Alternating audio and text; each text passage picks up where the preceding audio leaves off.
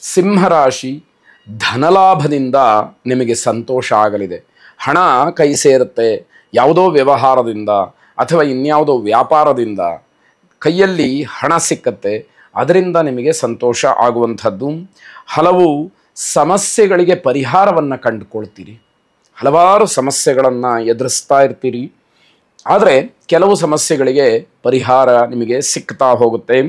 ಬಂಧುಗಳಲ್ಲಿ ಸಂತಸ ಉಂಟಾಗತ್ತೆ. ನೆಂಟರಿಷ್ಟರಲ್ಲಿ ಏನೋ ಒಂದು ರೀತಿಯ ಖುಷಿ, ಅಥವಾ ನಿಮ್ಮ ಅಪೇಕ್ಷೆಗನುಸಾರವಾಗಿ, ನಿಮ್ಮ ನಿರೀಕ್ಷೆಗನುಸಾರವಾಗಿ ಬಂಧುಗಳು ನಡೆಕೊಂಡ್ರೆ ನಿಮಗೆ ಅತಿಯಾದಂತಹ ಸಂತೋಷವಾಗ್ತಕ್ಕಂಥದ್ದು.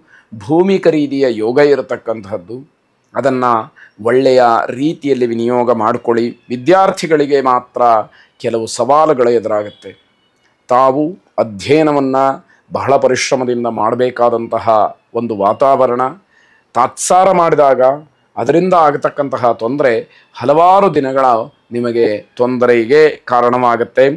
ಪ್ರಯಾಣ ಮಾಡೋದರಿಂದ ಶುಭ ಇದೆ. ಹಾಗಾಗಿ ಪ್ರಯಾಣಕ್ಕೆ ಆದ್ಯತೆಯನ್ನು ನೀಡಬಹುದು ಅನ್ನುವಂತಹ ಅರ್ಥ. ಸಾಯಿಬಾಬಾರನ್ನು ಪ್ರಾರ್ಥನೆ ಮಾಡಿ ಶುಭವಾಗಿ. ಕನ್ಯಾ ರಾಶಿ, ವಿದ್ಯಾರ್ಥಿಗಳಿಗೆ ಹಲವಾರು ರೀತಿಯ ಸವಾಲುಗಳು, ಸಮಸ್ಯೆಗಳನ್ನು ಎದುರಿಸಬೇಕಾದಂತಹ ದಿವಸ ಇದು ಅಂತ ಹೇಳಬೇಕು. ನಿಮ್ಮ ಪ್ರಯತ್ನ ಏನೇ ಇದ್ದರೂ ಕೂಡ ಒಂದಲ್ಲ ಒಂದು ರೀತಿಯ ಅಡ್ಡಿ ನಿಮಗೆ ಮತ್ತೆ ಮತ್ತೆ ಎದುರಾಗ್ತಕ್ಕಂಥದ್ದಾಗುತ್ತೆ. ಹಳೆಯ ಆಸ್ತಿಯ ವಿಚಾರದಲ್ಲಿ ಒಂದಷ್ಟು ಗೊಂದಲವಾಗುತ್ತೆ. ಪಿತ್ರಾರ್ಜಿತವಾದಂತಹ ಆಸ್ತಿ ಏನಿದೆ ಅದು ನಿಮಗೆ ಸ್ವಲ್ಪ ತೊಂದರೆಗೆ ಕಾರಣವನ್ನುಂಟು ಮಾಡುತ್ತೆ. ಮನಸ್ತಾಪಕ್ಕೆ ಅವಕಾಶಗಳಾಗತ್ತೆ. ಅಧಿಕವಾದಂತಹ ಪ್ರಯಾಣಕ್ಕೂ ಅವಕಾಶ ಇದೆ. ಆದರೆ ಪ್ರಯಾಣ ಶುಭ ಅಲ್ಲ. ಅನಿವಾರ್ಯ ಇದ್ದರೆ, ತುಂಬ ಅಗತ್ಯ ಇದ್ದರೆ ಮಾತ್ರ ಪ್ರಯಾಣವನ್ನು ಮಾಡುವಂಥದ್ದು. ಕೆಲಸದ ಒತ್ತಡದಿಂದ ಆಯಾಸ ಮತ್ತು ಬೇಸರವಾಗುತ್ತೆ. ಅದನ್ನು ಸರಿಪಡಿಸ್ಕೊಳ್ಳುವಂಥದ್ದು. ಹೊಂದಾಣಿಕೆ ಇದ್ದರೆ ಒಳ್ಳೆಯದಾಗುವಂಥದ್ದು. ಗಂಡ ಹೆಂಡತಿಯರ ಮಧ್ಯದಲ್ಲಿ, ಕುಟುಂಬದಲ್ಲಿ, ಬಂಧುಗಳಲ್ಲಿ, ಸ್ನೇಹಿತರಲ್ಲಿ, ವ್ಯಾವಹಾರಿಕವಾಗಿ ಎಲ್ಲ ಕಡೆಯಲ್ಲೂ ಕೂಡ ಸ್ವಲ್ಪ ಮಟ್ಟಿಗೆ ಹೊಂದಾಣಿಕೆಯನ್ನು ಮಾಡಿಕೊಳ್ಳಿ. ನಿಮ್ಮ ಒಂದು ವರ್ತನೆಯನ್ನು ಸ್ವಲ್ಪ ಮಟ್ಟಿಗೆ ಬದಲಾಯಿಸ್ಕೊಳ್ಳಿ. ಆಗ ನಿಮಗೆ ಒಳ್ಳೆಯದಾಗುವಂಥದ್ದಿದೆ. ಮಕ್ಕಳ ಜೊತೆಯಲ್ಲಿ ವಿಶ್ವಾಸ ಇಟ್ಕೊಂಡಿರಿ. ಮಕ್ಕಳನ್ನು ನೀವು ಎದುರು ಹಾಕ್ಕೊಂಡ್ರೆ, ಅವರನ್ನು ವಿರುದ್ಧ ಮಾಡಿಕೊಂಡ್ರೆ ನಿಮಗೆ ತೊಂದರೆ ತಪ್ಪಿದ್ದಲ್ಲ. ಚಂಡಿಕಾ ಪರಮೇಶ್ವರಿಯನ್ನು ಪ್ರಾರ್ಥನೆ ಮಾಡಿ ಶುಭವಾಗಿ. ತುಲಾರಾಶಿ, ಮಕ್ಕಳ ವಿದ್ಯಾಭ್ಯಾಸಕ್ಕೋಸ್ಕರವಾಗಿ ಖರ್ಚು ಮಾಡೋದ್ರಿಂದ ತೃಪ್ತಿ ಸಿಕ್ಕತ್ತೆ. ಮಕ್ಕಳು ಅಭ್ಯಾಸ ಮಾಡ್ತಾರೆ, ಅವರಿಗೋಸ್ಕರ ಹಣ ಖರ್ಚಾಗತ್ತೆ ಅಂತಾದರೆ ನಿಮಗೆ ಏನೋ ಒಂದು ರೀತಿಯ ಸಮಾಧಾನ, ಸಂತೋಷ.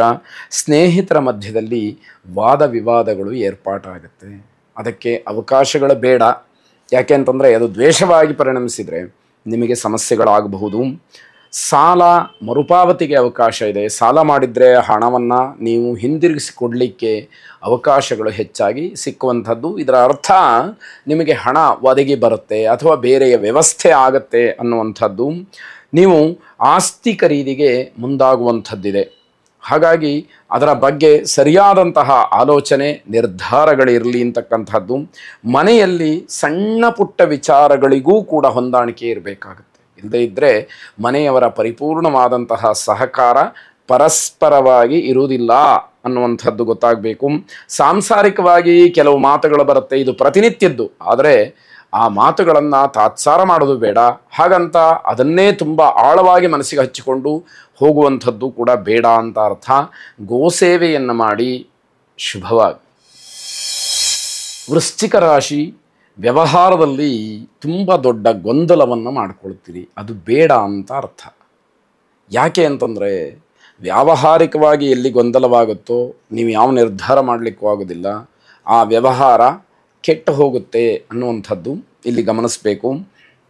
ಮಾನಸಿಕವಾಗಿ ತುಂಬ ಕಿರಿಕಿರಿಯನ್ನು ಅನುಭವಿಸ್ತೀರಿ. ಮನಸ್ಸಿಗೆ ಸಮಾಧಾನ ಇಲ್ಲ. ವ್ಯವಹಾರವೂ ಕೂಡ ಕೈಗೂಡ್ತಾ ಇಲ್ಲ. ಆರೋಗ್ಯದ ಬಗ್ಗೆ ಹೆಚ್ಚು ಗಮನ ಹರಿಸಬೇಕಾದಂತಹ ಪರಿಸ್ಥಿತಿ. ಹೀಗಾಗಿ ಹಲವಾರು ಅಂಶಗಳನ್ನು ನೋಡ್ತಾ ಹೋದಾಗ ಈ ದಿನ ಅಷ್ಟೊಂದು ಚೆನ್ನಾಗಿಲ್ಲ ಅನ್ನುವ ರೀತಿಯಲ್ಲಿ ಕಾಣುತ್ತೆ. ಹಾಗಾದರೆ ಚೆನ್ನಾಗಿಲ್ಲ ಅಂತ ಹೇಳಿ ಮನಸ್ಸನ್ನು ಕೆಡಿಸ್ಕೊಳ್ಳೋದಕ್ಕಿಂತ ನಾವು ಆದಷ್ಟು ಯಾವ ವಿಷಯದಲ್ಲಿ ಮೌನವಾಗಿರಬೇಕೋ, ಯಾವ ವಿಷಯದಲ್ಲಿ ಉದ್ರೇಕವನ್ನು ಇಟ್ಟುಕೊಂಡು ಕೆಲಸ ಮಾಡಬಾರ್ದೋ ಆ ರೀತಿ ಎಲ್ಲವುದನ್ನು ಯೋಚನೆ ಮಾಡಿ ನಿಮ್ಮ ಮನಸ್ಸನ್ನು ನಿಮ್ಮ ಹಿಡಿತದಲ್ಲಿ ಇಟ್ಟುಕೊಂಡಿರಬೇಕು. ಯಾವುದೇ ರೀತಿಯ ಆತಂಕಗಳಿಗೆ ಒಳಗಾಗಬಾರ್ದು ಅನ್ನುವಂಥದ್ದನ್ನು ಗಮನಿಸಬೇಕು. ಅಂದುಕೊಂಡಂತಹ ಕೆಲಸಗಳು ಆಗೋದಿಲ್ಲ, ಸಿಟ್ಟು ಬರುತ್ತೆ, ಯಾರ ಮೇಲೆ ತೀರಿಸಬೇಕು ಆ ಸಿಟ್ಟನ್ನು?